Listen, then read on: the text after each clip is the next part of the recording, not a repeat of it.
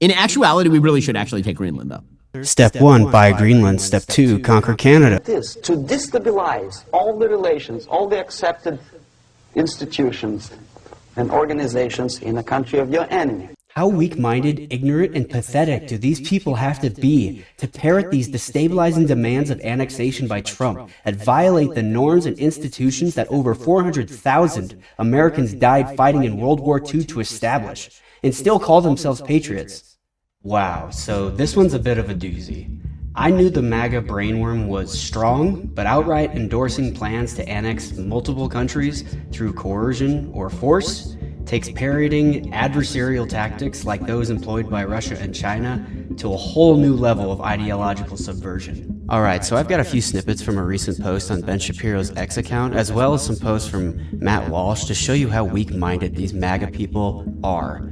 Parroting with enthusiasm narratives that align with efforts to destabilize the international order America set after World War II, precisely the kind of ideological subversion that Russia and China aim to instill in Americans to drive their own self-destruction. And I don't even think they know that they are doing this when they're blindly supporting Trump's imperial ambitions in Greenland, Panama, and Canada. But before we dive in, if you enjoyed this video and want to support the channel, don't forget to click the like, subscribe, and alert bells before you go. Your support means a lot. In this first clip, we have Ben outlining the key justifications for the United States' potential acquisition of Greenland. He highlights our current military presence, the strategic importance of Arctic shipping lanes, areas of growing interest to both China and Russia, the abundance of rare earth metals in the region, and the historical claims the United States has on Greenland. In actuality, we really should actually take Greenland, though, because Greenland actually is quite a vital place. Territorially, the United States actually spends on the military defense of Greenland. Like right now, we have military bases in Greenland. We use Greenland's northern border in order to protect Arctic shipping. It is home to the U.S. military's Pituffik space base, and of course it's very important because as ice melts in the Arctic Circle, there are brand new North Atlantic shipping lanes that have drawn interest from Russia and China, and Denmark ain't doing a thing about it. So either Russia and China are going to have impact there, or we are going to have impact up there. Arctic shipping has increased, according to Forbes, 37% over the past decade. Also, the island is part of the strategically important Greenland-Iceland-UK gap, a choke point Russian ships actually have to transit to travel from the Arctic Ocean to the Atlantic. Also, Greenland has a bunch of untapped mineral resources. Those include coal, zinc, copper, iron ore, diamonds, and oil. And actually, the United States, believe it or not, does have a pretty good historic claim to Greenland. I'm going to go through the history. I know you weren't expecting a history of Greenland, but you're going to get a potted history of America-Greenland relations because, actually, quite seriously, we should purchase Greenland. Now look, I'm not arguing against these underlying reasons Ben is stating here to why it would be in America's strategic interest to acquire Greenland, because they do in fact make a lot of sense. I'm showing this to highlight how completely brain-rotted Ben has become from the MAGA propaganda empire to completely miss how destabilizing this imperial ambition is to the world order established by America and America itself. Next are some posts by Matt Walsh sharing Shapiro's vigor for Trump's dangerous imperial expansionism of Greenland, Panama, and Canada, saying in one post, Step 1, buy Greenland. Step 2, conquer Canada. Should take about 3 hours. Step 3, relocate Canadians to Greenland. Step 4, relocate Greenlanders to Canada.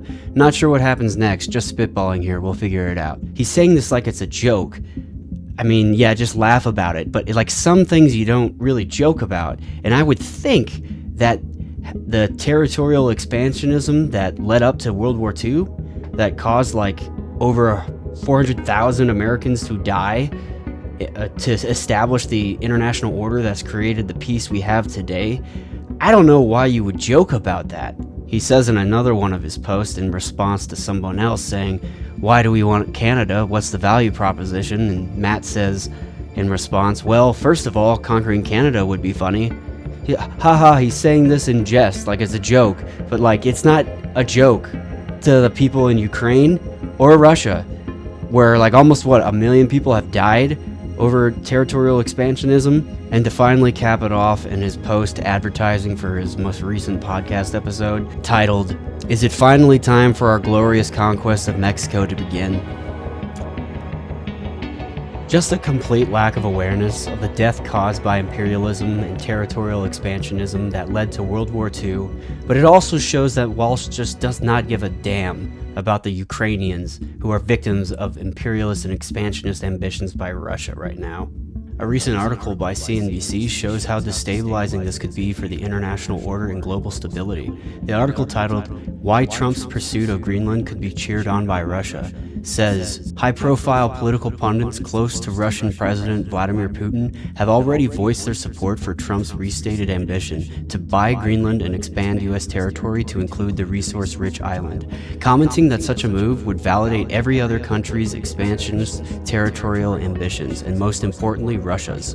The article continues saying Russian TV presenter and Kremlin ally Vladimir Solovyev, hosting a debate on Trump's pronouncements on his primetime show, said Trump's position essentially gave Moscow the right to demand the restoration of its own former Soviet empire, including the Baltic nations of Estonia, Lithuania, and Latvia.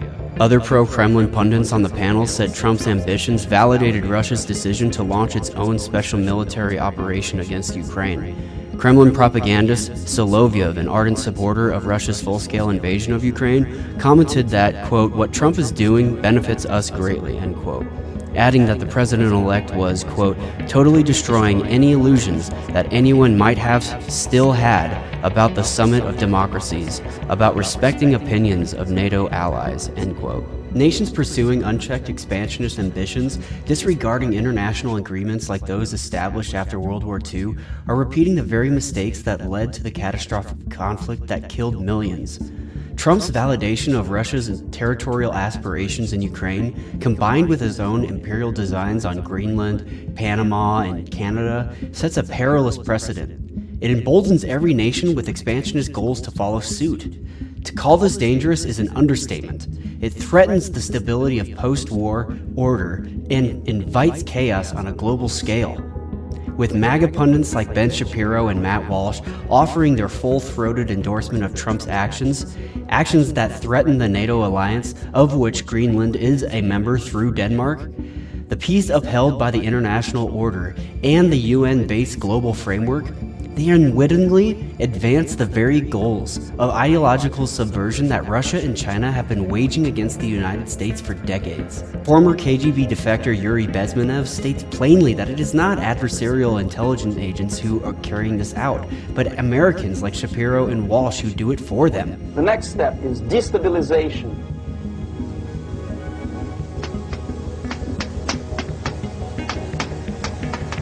Again, this word says for itself what it is: to destabilize all the relations, all the accepted institutions and organizations in a country of your enemy.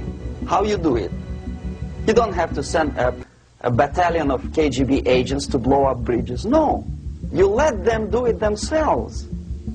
Their ignorance and blissful detachment from reality are accelerating our march toward global conflict. This level of foolishness isn't just dangerous, it's deliberately weaponized. If they even had a basic understanding of history, they would recognize the peril of promoting expansionist rhetoric. They would remember the sacrifices of over 400,000 Americans who gave their lives to establish the current world order, a fragile structure that has largely preserved peace. To push such rhetoric now is to betray those sacrifices and invite the carnage that could follow. If they are aware of this history yet persist, they are willfully steering us toward war, driven solely by their own nationalist ambitions. Shame should follow such actions, but we all know too well that shame is foreign to them. Power is their only currency. Thanks for watching. If you liked what you saw and want to continue in the ongoing fight for freedom, be sure to watch my other videos, and as always, stay vigilant, fellow freedom fighters.